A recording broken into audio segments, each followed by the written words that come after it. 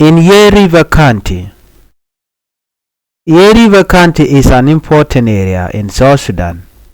It is located near the border of Uganda and the Democratic Republic of Congo.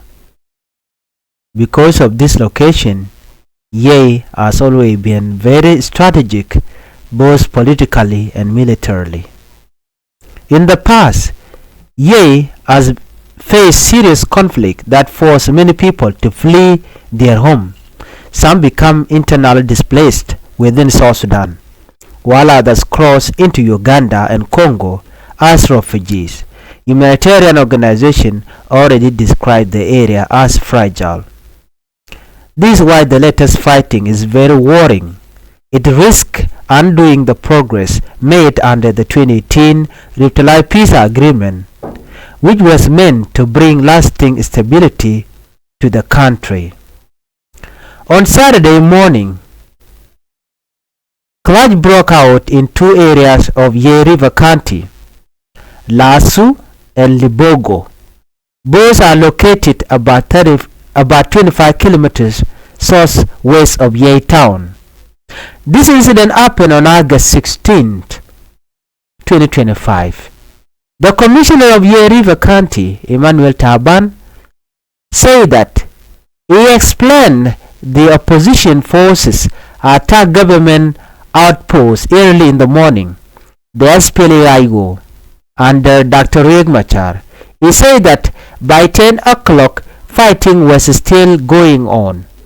Commissioner Taban described the situation in Ye town itself as calm, but he also raised concern. He said there have been several incidents of road ambush and looting which have frightened civilians and created more insecurity. At the time of his interview, he said casualty figures were not yet clearly because the fighting was still continuing. Later that same day, the Sudan People Liberation Army in opposition, known as SPLA-IO, released a statement. The spokesperson by the name Colonel Lam Paul Gabriel gave more detail. According to him, opposition force launched an operation against government soldiers stationed in Lasu and Libogo, as SPDF were stationed in these two areas.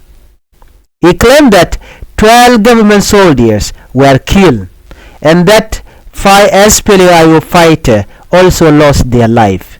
He also said both sides suffered injuries, but numbers were not confirmed. Colonel Lam added that the opposition captured several weapons, including a Land Cruiser pickup mounted with a 14.5mm gun, a 120mm mortar, a 12.7mm machine gun, and a number of assault rifles. He stated that the weapon would be used to protect their forces. Well, this version of events shows that both sides, as SPDF and SPLA-IO, are giving different accounts, which is common in conflict situations. Independent verification is difficult while clashes are still ongoing. For the people of Ye town and nearby villages, the renewed violence is very concerning. Residents reported hearing heavy gunfire throughout the morning. Many stayed indoors, worried that the fighting could spread. Humanitarian groups are also sounding the alarm. They say that any new violence in Ye could worsen the already large displacement crisis. Ye County currently hosts many internally displaced people who fled fighting in earlier years. In addition, many refugees who had returned home may now face uncertainty once again. If the fighting continue, aid workers warn it could block humanitarian access. This would mean less food, medicine, and support for vulnerable communities.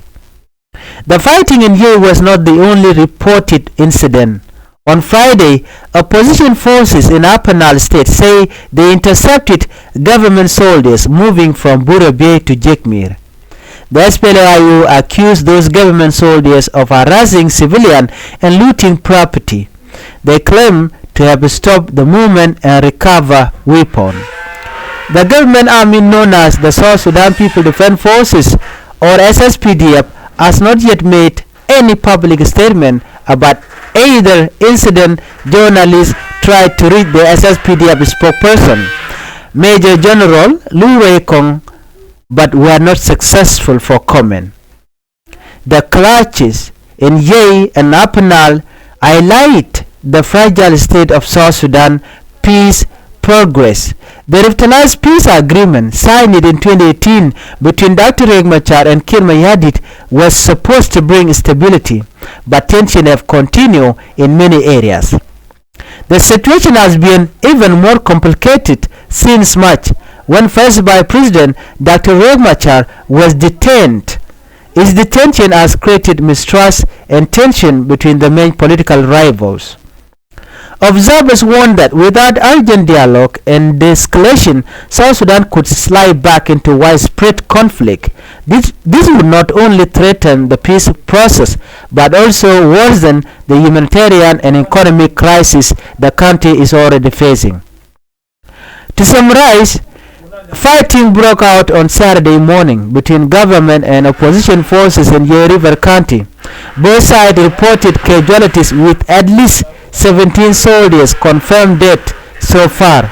Opposition forces claim to have captured weapons from government troops.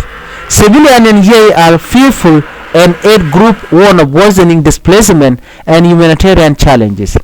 No official statement has yet come from the government army. The situation remains tense, and the coming day will be critical in determining whether this violence is spread or is contained. Thank you for watching. If you are new to my channel, I would like you to help me by subscribing, and never forget to hit the notification bell. Thank you for watching. Bye bye.